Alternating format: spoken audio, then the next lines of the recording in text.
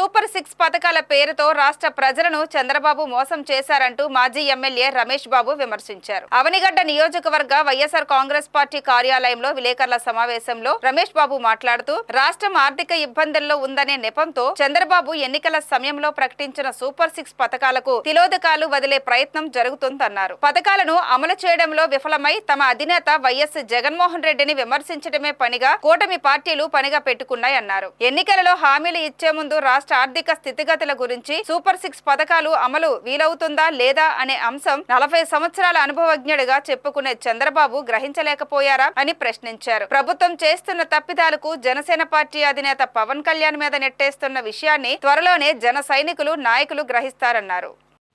నిన్నటి రోజు చంద్రబాబు నాయుడు ఈ రాష్ట్ర ప్రజల్ని నమ్మించి మోసం చేసి ఆ మోసాన్ని ఆయన నోటితోనే చెప్పడం జరిగింది.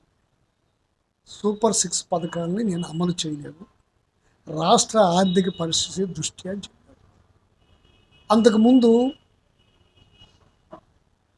ఈ ప్రభుత్వం గురించి, జగన్మోహన్ రెడ్డి గారి ప్రభుత్వం గురించి మాట్లాడుతూ 14 లక్షల కోట్లు అప్పు చేసింది, ఈ రాష్ట్రాన్ని అప్పుల పాలు చేసింది జగన్మోహన్ రెడ్డి గారి ప్రభుత్వం.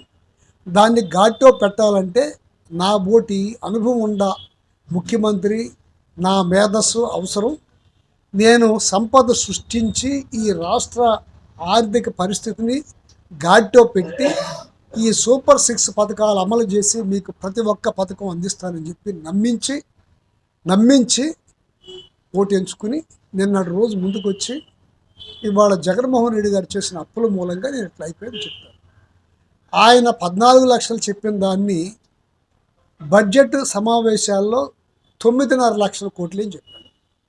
అంటే అక్కడే ఒక 4.5 లక్షలు తగ్గింది.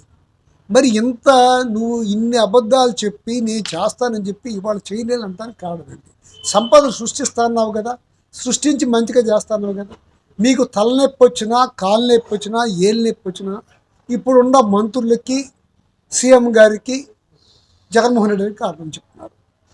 జగన్మోహన్ రెడ్డి గారు ఇచ్చిన మాటే కాదు, ఇవన్నీ కూడా ఎవరైతే పేదలు ఉన్నారో ఆ పేదలకి ఉపయోగపడేటట్టుగా అన్ని పథకాలు పెట్టి అన్నింటిని అమలు చేశారు.